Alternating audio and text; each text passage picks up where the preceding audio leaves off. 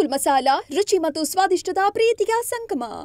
ಬಾಣಂತಿಯರ ಸಾವು ರಾಜಕೀಯ ಜಟಾಪಟಿಗೆ ವೇದಿಕೆಯಾಗಿದೆ. ಮೃತ ಬಾಣಂತಿಯರ ಕುಟುಂಬಕ್ಕೆ ರಾಜ್ಯ ಸರ್ಕಾರ 5 ಲಕ್ಷ ಪರಿಹಾರವನ್ನು ಘೋಷಿಸಿದೆ. ಉತ್ಸವ ಸಮಾವೇಶದಲ್ಲಿ ಕಾಂಗ್ರೆಸ್ ಬ್ಯುಸಿಯಾಗಿದೆ ಅಂತ ಬಿಜೆಪಿ ನಾಯಕರು ಕೆಂಡಕಾರಿದ್ದಾರೆ. ಈ ಸುದ್ದಿಗಳನ್ನು ನೋಡೋಣ ಭಯಾನಕ ಬಿಮ್ಸ್ ನ್ಯೂಸ್ ಟಾಪ್ 9ನಲ್ಲಿ.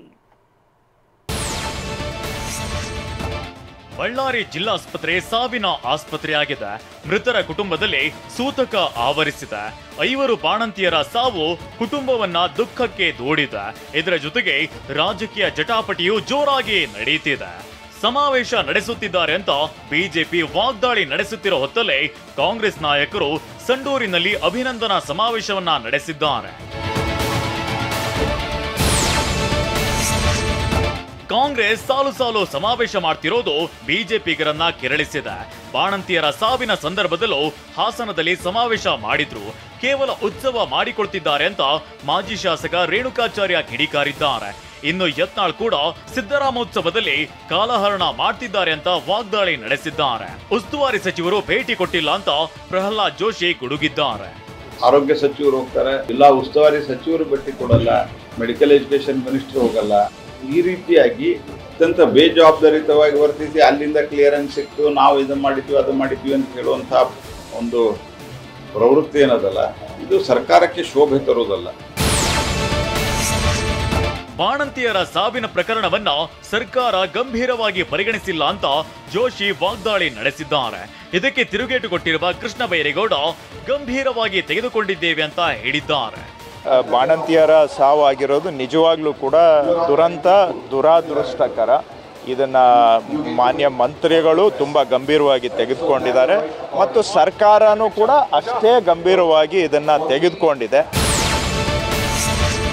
ಔಷಧಿ ಕಂಪನಿ ಬೇಜವಾಬ್ದಾರಿಯಿಂದ ಹೀಗಾಗಿದೆ ಅಂತ ಕೃಷ್ಣ ಬೈರೇಗೌಡ ಹೇಳಿದ್ದಾರೆ. ಇದಕ್ಕೆ ತಿರುಗೇಟು ಕೊಟ್ಟಿರೋ ಜೋಶಿ ಯಾರ್ಯಾರೋ ಮೇಲೆ ಆರೋಪ ಮಾಡಬೇಡಿ ಅಂತ ಕುಟುಕಿದ್ದಾರೆ. ಏನು ಆಸ್ಪತ್ರೆಗಳಲ್ಲಿ ಔಷಧಿಗಳು ಲಭ್ಯ ಇಲ್ಲ, ಇವನ್ ಕಿಮ್ಸಕ್ಕೆ ಹೋಗಿ ವಿಚಾರ ಮಾಡಿ. ಹಿಂಗಾಗಿ ಯಾವ ಕಂಪನಿಯವ್ರು ಸಪ್ಲೈ ಮಾಡ್ತಾರೆ ಅದನ್ನ ತಗೊಳ್ತಾ ಇದ್ದಾರೆ. ಪ್ರಾಪರ್ ಆಗಿ ಚೆಕಿಂಗ್ ಇರಲಾರ್ದೆ ಸರ್ಕಾರ ದಿವಾಳಿಯಾಗಿದೆ. ಸರ್ಕಾರದ ಕಡೆ ದುಡ್ಡಿಲ್ಲ, ಸರ್ಕಾರದ ಬೊಕ್ಕಸ ಖಾಲಿ ಆಗ್ಯದ. ಇದರ ಪರಿಣಾಮ ಯಾರ್ಯಾರ್ದ ಮೇಲೆ ಆರೋಪ ಮಾಡಬೇಡ್ರಿ, ಇದನ್ನು ಸರಿಪಡಿಸಿ. ಬಳ್ಳಾರಿ ಬಳಿಕ ಬೆಳಗಾವಿಯಿಂದಲೂ ಬಾಣಂತಿಯರ ಸಾವಿನ ವಿಷಯ ಹೊರಬೀಳುತ್ತಿದ್ದಂತೆ ವಿಪಕ್ಷ ನಾಯಕರು ಸರ್ಕಾರದ ವಿರುದ್ಧ ಆಕ್ರೋಶ ಹೊರಹಾಕಿದ್ದಾರೆ. ಸದನದಲ್ಲಿ ಈ ವಿಷಯ ಪ್ರಸ್ತಾಪ ಮಾಡ್ತೀವಿ ಅಂತ ಮಾಜಿ ಸಚಿವೆ ಶಶಿಕಲಾ ಜೊಲ್ಲೆ ಹೇಳಿದ್ದಾರೆ. ಈ ಬಗ್ಗೆ ಪ್ರತಿಕ್ರಿಯಿಸಿರೋ ಸಚಿವೆ ಲಕ್ಷ್ಮಿ ಹೆಬ್ಬಾಳ್ಕರ್ 1 ವಾರದಲ್ಲಿ ವರದಿ ತರಿಸಿಕೊಂಡು ಕ್ರಮ ಕೈಗೊಳ್ತೀನಿ ಅಂತ ಹೇಳಿದ್ದಾರೆ. ಎನಿಮಿಕ್ ಆಗಿರೋದ್ರಿಂದ, ಅಶಕ್ತ ಇರೋದ್ರಿಂದನೇ ಇದಾಗಿದೆ ಅಂತ ಒಂದನ್ನೇ ಹೇಳಲಿಕ್ಕೆ ಆಗೋದಿಲ್ಲ. ಬಹಳಷ್ಟು ಕಾರಣಗಳಿರ್ತವೆ, ಅದರಲ್ಲೂ ಈ ಕಾರಣನೂ ಒಂದಿರಬಹುದು. ಸೊ ಅದನ್ನೆಲ್ಲ ನಾವು ತರಿಸ್ಕೊಳ್ತೀವಿ. ವರದಿಯನ್ನು ಆದಷ್ಟು ಬೇಗ 1 ವಾರ ಗಡುವನ್ನು ಮಾನ್ಯ ಮುಖ್ಯಮಂತ್ರಿಗಳು ಕೊಟ್ಟಿದ್ದಾರೆ. ಟಿವಿ9ನಲ್ಲಿ ಬಾಣಂತಿಯರ ಸಾವು ಹಾಗೂ ಶಿಶುಗಳ ಮರಣದ ಕುರಿತು ಸುದ್ದಿ ಬಿತ್ತರವಾಗ್ತಿದ್ದಂತೆ ವಿರೋಧ ಪಕ್ಷದ ನಾಯಕ ಆರ್ ಅಶೋಕ್ ಇದನ್ನ ಗಂಭೀರವಾಗಿ ತೆಗೆದುಕೊಂಡಿದ್ದಾರೆ. ಬೆಳಗಾವಿಗೆ ಬಂದ ಅಶೋಕ್ ನೇರವಾಗಿ ಬಿಮ್ಸ್ ಆಸ್ಪತ್ರೆ ಹೆರಿಗೆ ಮತ್ತು ಮಕ್ಕಳ ವಾರ್ಡ್ಗೆ ಭೇಟಿ ನೀಡಿದ್ರು. ಬಿಮ್ಸ್ ನಿರ್ದೇಶಕ ಅಶೋಕ್ ಶೆಟ್ಟರ್ ಇಂದ ಘಟನಾವಳಿಗಳ ಬಗ್ಗೆ ಮಾಹಿತಿಯನ್ನ ಪಡೆದುಕೊಂಡಿದ್ದಾರೆ. ಇದೇ ವೇಳೆ ರೋಗಿಗಳ ಸಂಬಂಧಿಕರಿಂದಲೂ ಆಸ್ಪತ್ರೆ ವ್ಯವಸ್ಥೆ ಬಗ್ಗೆ ಮಾಹಿತಿ ಪಡೆದ್ರು.